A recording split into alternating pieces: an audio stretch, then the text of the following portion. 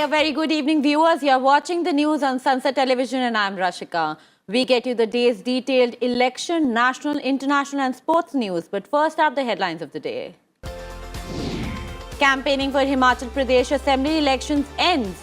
Party veterans addressed rallies, voting for 68 seats on Saturday.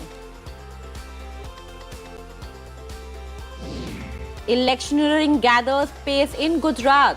BJP releases first list of 160 candidates. Nominations begin with notification for 93 seats in second phase. Information warfare and cyber attacks, major challenges to security infrastructure. Cautions Defence Minister Rajnath Singh at the National Defence College, says gap shrinking between internal and external security. Vice President to leave for Cambodia tomorrow for Asian-India Commemorative Summit and East Asia Summit. 3-day visit will include bilateral meeting with the Prime Minister of Cambodia. And Pakistan and England to clash in the finals of T20 World Cup. Virat Kohli becomes first batsman to score 4,000 runs in T20 cricket.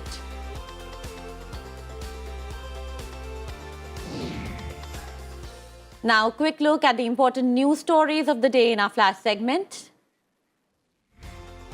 Prime Minister Narendra Modi will visit Karnataka, Tamil Nadu, Andhra Pradesh and Telangana on Friday and Saturday. He will launch projects worth over 25,000 crore rupees. Government's documents exchange platform DigiLocker can now be used for storing and accessing health records after it completes its second level of integration with Ayushman Bharat Digital Mission. Prime Minister Modi will visit Indonesia from 14th to 16th of November to attend the G20 summit. Russian President Vladimir Putin will not attend the G20 summit in Indonesia next week. US President Joe Biden, Chinese President Xi Jinping and other world leaders will attend the two-day summit. Centre has formulated an action plan to promote exports of millets. This includes facilitating participation of exporters, farmers and traders in various trade expos and buyer-seller meets. India has joined the Mangrove Alliance for Climate (MAC) at the COP27 at Sharm el-Sheikh in Egypt. The alliance will raise global awareness about the role of mangroves as a nature-based climate change solution. In Assam, the ruling BJP has won majority of seats in the Deori Autonomous Council polls, winning 12 seats in 22-member council.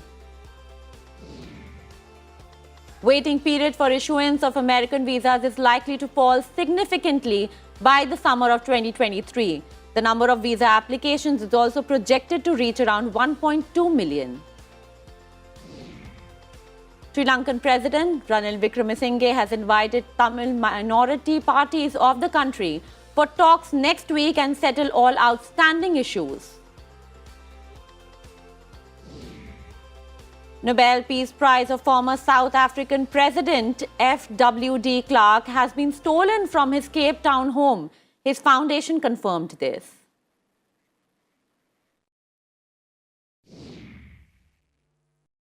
Now news from the poll-bound states of Gujarat and Himachal Pradesh.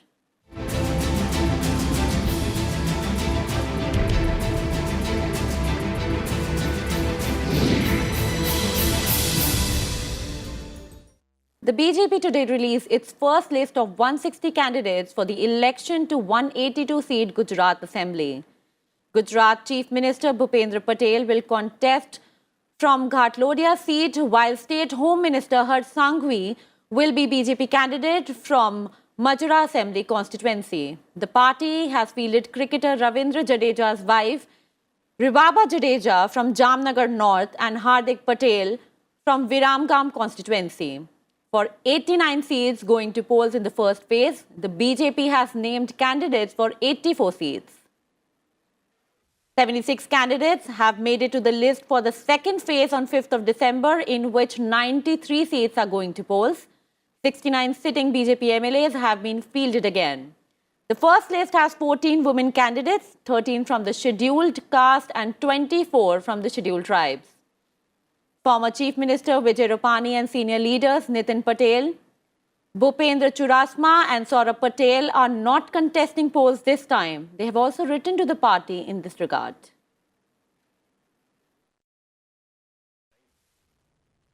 हमारे पूर्व मुख्यमंत्री श्री विजय भाई रूपाणी जी, पूर्व उप मुख्यमंत्री श्री नितिन भाई पटेल जी, party के वरिष्ठ नेता, गुजरात सरकार में लंबे समय तक मंत्री रहे श्री भूपेंद्र सिंह चूड़ासमा जी, श्री पार्टी के पूर्व अध्यक्ष और मंत्री भी श्री आरसी फल्दू जी साथ रहेंगे। उन्होंने खुद ने अपनी तरफ से कहा, पत्र लिख करके कहा कि वो स्वयं चुनाव न लड़कर पार्टी संगठन के लिए कार्य करेंगे।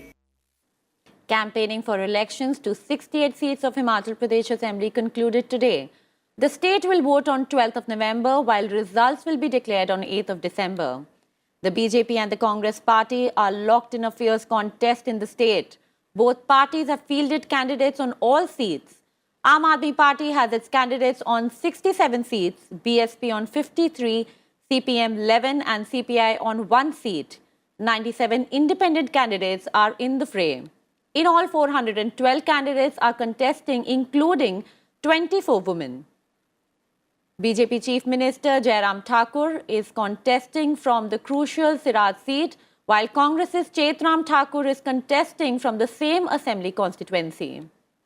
Congress stalwart Veerbhadra Singh's son, Vikramaditya Singh, is once again contesting from Shimla rural seat. He is facing BJP's Ravi Mehta. Chamba, Kangra, Kulu, Mandi, Hamirpur, Solan, Shimla, Una, Bilaspur and Sirmaur are the constituencies with maximum number of candidates. The constituencies with least number of candidates include Lahaul Spiti and Kinnaur. The state has 55,74,793 voters. Among them, the number of women voters is 27,28,555. The state has 93,106 first-time voters. 7,881 polling booths have been set up in the state to ensure smooth voting. Kangra has the highest, 1,625 booths, while Lahaul Spiti has the lowest, 92 polling booths. Star campaigners of all parties made their final appeals to the voters ahead of the 12th November polls in Himachal Pradesh. Union Home Minister and senior BJP leader Amit Shah held several rallies in the Hill state. He promised to roll out the Uniform Civil Code after winning the elections.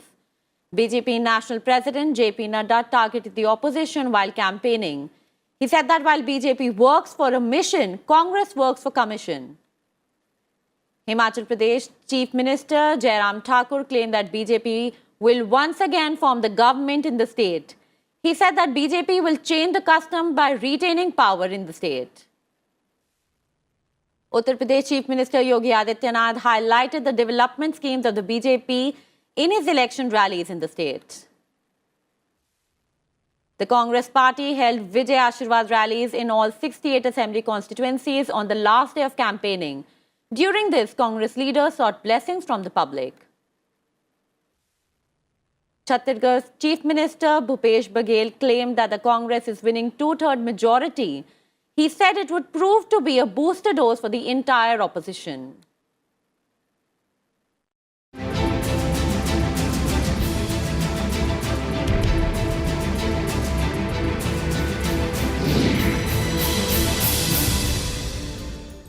Now, other news in detail.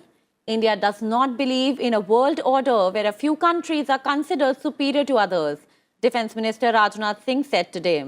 Addressing the convocation ceremony of the National Defence College in Delhi, Rajnath Singh called for concerted global efforts to counter grave emerging security threats like cyber attacks and information warfare. He said that information warfare has the potential to threaten political stability.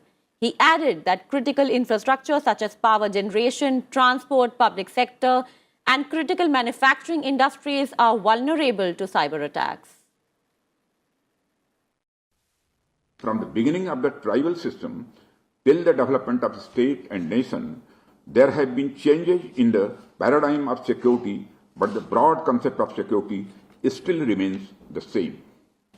And this broad concept of security is the protection of human freedom, human rights, and the human dignity. The full potential of society's development can be realized only when its security is ensured. Vice President Jagdeep Dhankar will visit Cambodia from 11 to 13th of November to attend the 19th Asian-India Commemorative Summit and the 17th East Asia Summit. This is his first overseas visit after becoming the Vice President. Vice President will attend the Asian-India Commemorative Summit in the Cambodian capital, Phnom Penh, on 12th and 13th of November. This year marks the 30th anniversary of the Asian-India relations. Apart from this, he will participate in the 17th East Asia Summit. The Vice President will also have bilateral meetings with the Prime Minister of Cambodia and other Cambodian dignitaries.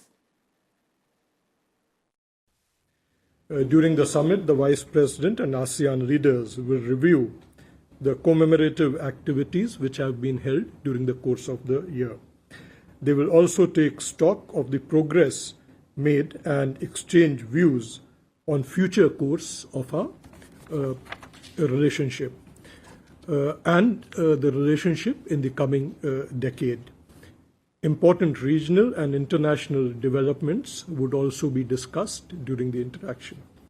Vice President Jagdeep Dhankar addressed the Golden Jubilee celebrations of the Surajmal Smarak Shiksha Sanstha in Delhi. Describing Maharaja Surajmal as a symbol of nationalism, the Vice President said the right way to remember any great man is to institutionalize his ideas and ideals. He said efforts have to be made to bring changes in society.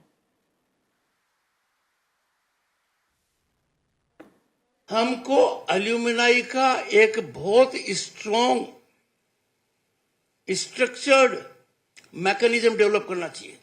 It is time for the alumni to give back to the society through this institute.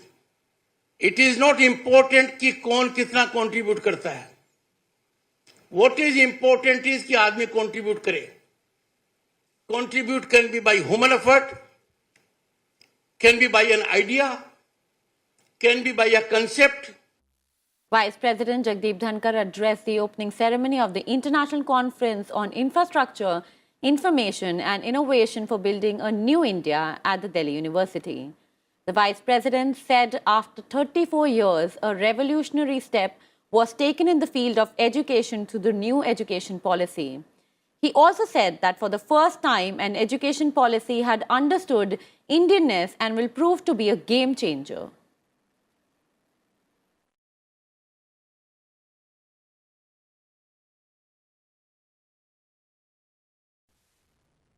दुनिया इतना बड़ा संकट झेल रही है. दुनिया के देशों में परेशानी है, अन्न की परेशानी है, ग्रोथ कम है. ऐसी परिस्थिति में India is a shining star.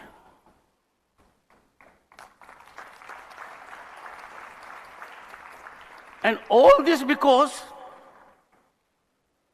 our people are talented. They are hard-working. Lok Sabha Speaker Om Birla addressed the convocation of the SRM Institute of Science and Technology in Chennai. He said that universities can play a key role in solving the present and future challenges by adopting modern means along with Indian tradition and culture.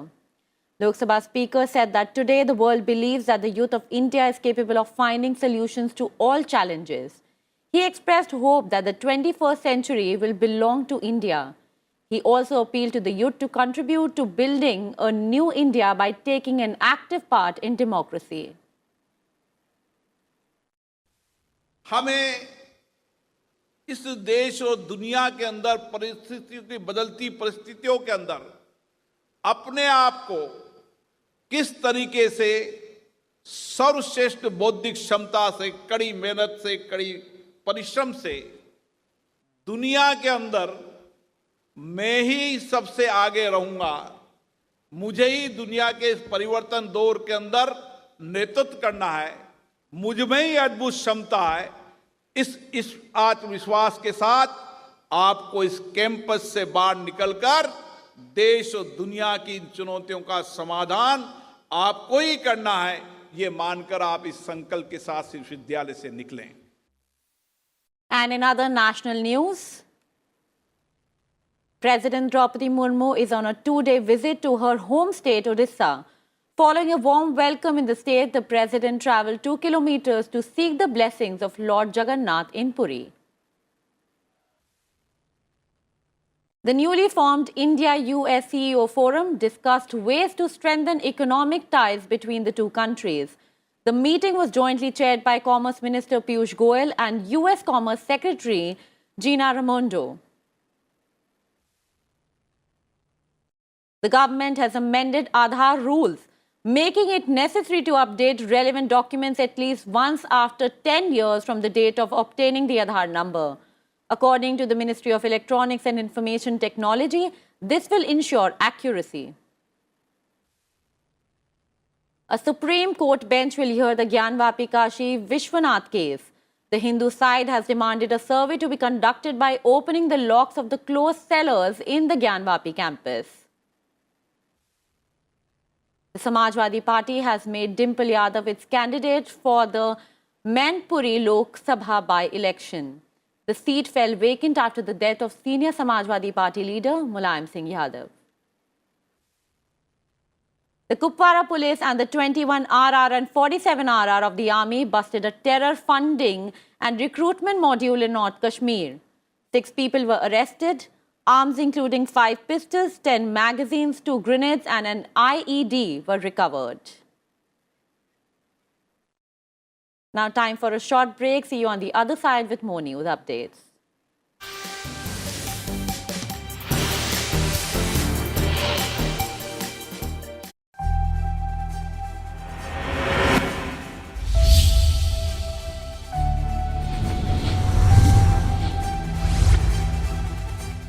No force can stop the change whose time has come. An emerging global power in a fast-changing geopolitical environment. With a goal to modernize, to showcase our defenders who are always battle-ready.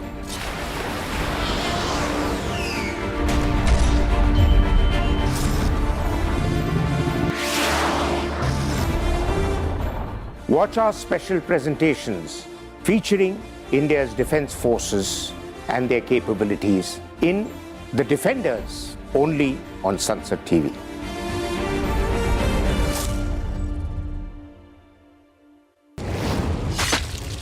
शास्त्रों ने कहा है कि जब राजा अन्याय करता है तो नमक और शक्कर भी अपना रस छोड़ देते हैं। जहां बेटियों की नहीं सुनी जाती, वो राष्ट्र उत्कर्ष नहीं कर सकता।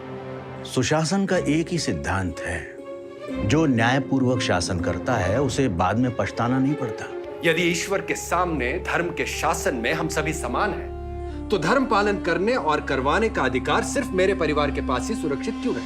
मैंने तुम्हें पाटलिपुत्र का साम्राज्य इसलिए दिया है ताकि तुम खंड खंड में बटे हुए भारत को एक कर सको। याद रख, राजा का सुख प्रजा के सुख में है। आप कर के रूप में सालाना अपनी उपज का हिस्सा राज्य के कोष के निर्माण के लिए देते हैं। यह शुल्क मेरे उपभोग के लिए नहीं, किंतु प्रजा के उपयोग के लिए है।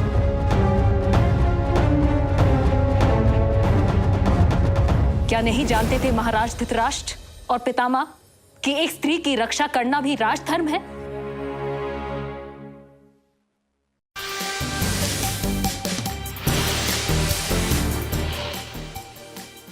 Welcome back to the news. Now let's take a look at the latest developments from Russia-Ukraine war zone.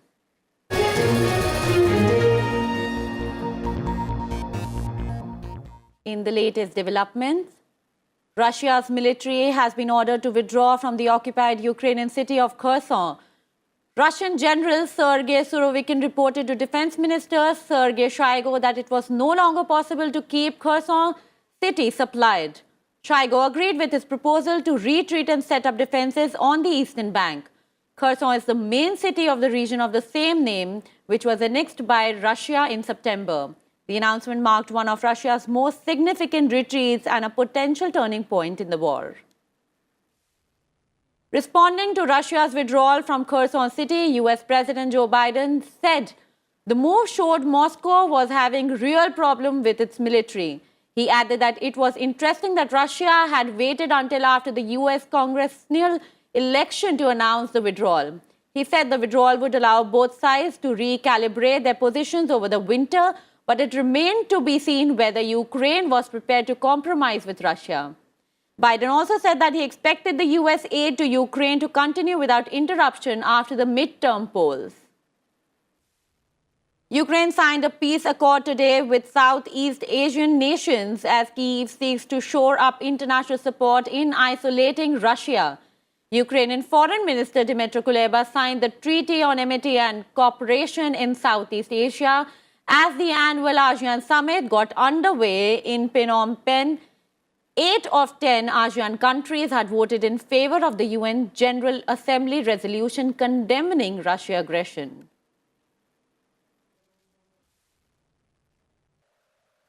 Russian Security Council Secretary Nikolai Patrushev met Iranian leaders in Tehran on Wednesday. Patrushev and Iran's top security officials Ali Shamkhani discussed the situation in Ukraine and measures to combat what they called Western interference in their internal affairs. Shamkhani also called for deeper ties with Russia in the energy, transportation, agriculture, trade and banking sectors. The meeting comes following accusations by Ukraine and the West that Russia has used Iranian Shahed 136 drones to target Ukraine's energy infrastructure. And now news from other parts of the globe.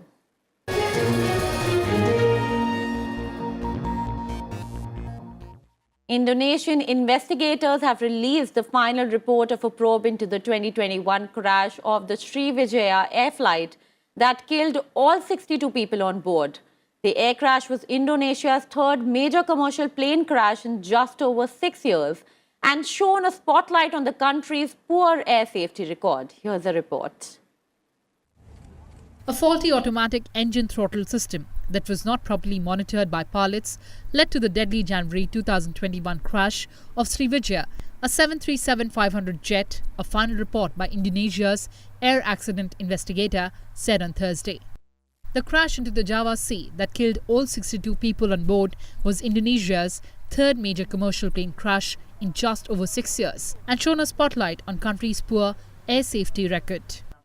Indonesia's National Transportation Safety Committee said investigators had found it difficult to analyze the situation in the cockpit of the 26-year-old jet because the captain's voice was not recorded. The panel said there had been no regulations and guidelines on upset prevention and recovery training by airlines that ensured a pilot's ability to help prevent unusual situations from occurring and recover from them in a timely manner if they did occur. Srivastava has since carried out such training for its pilots. Bureau Report, Sansad TV. Russia's invasion of Ukraine is hurting global climate action in more ways than one. The war has sent many nations in a quest for cheaper sources of energy like fossil fuels, including LNG, that are seen to undermine the efforts to restrict global warming. Here are more details.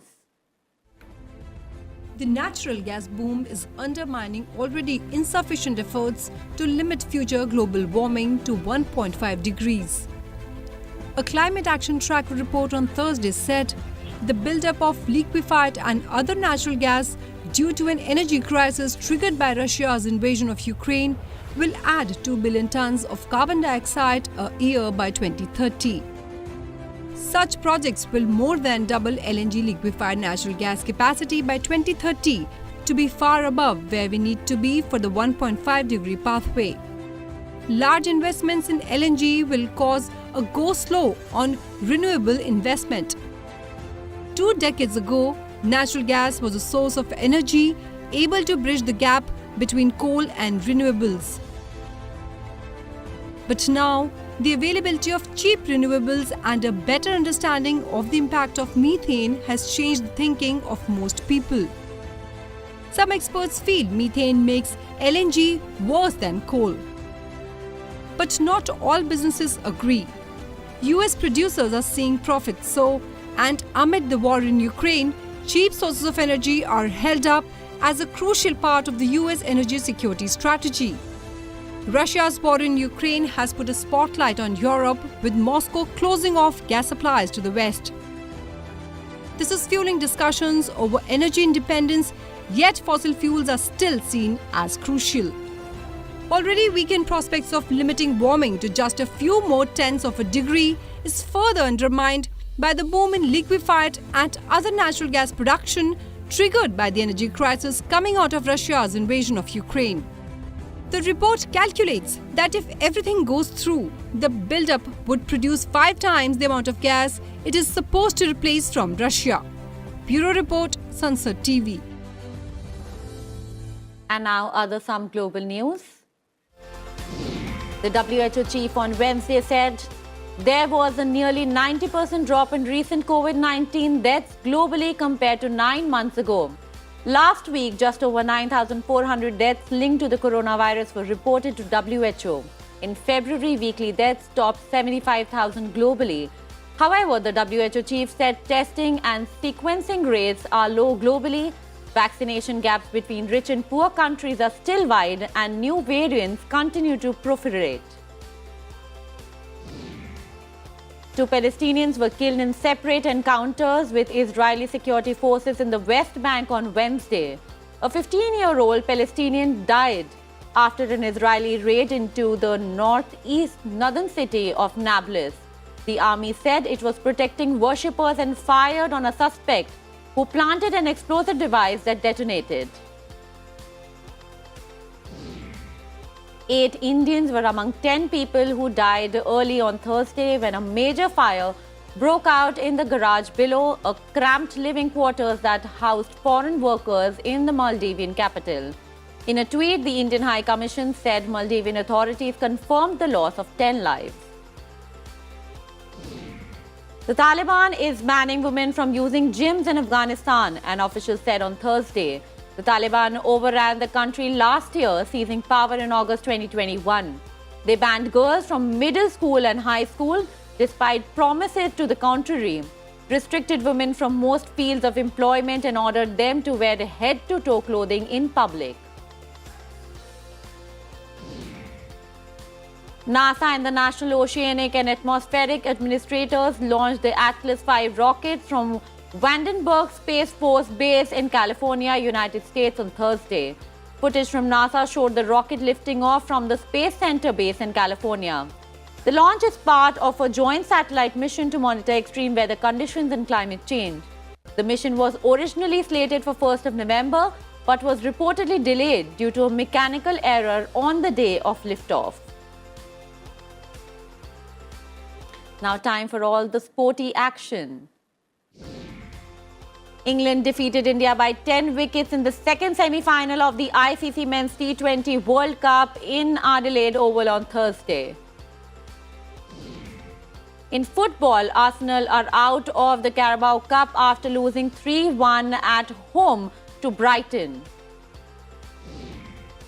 Manchester City beat Premier League rivals Chelsea by 2-0 to reach the Carabao Cup 4th round.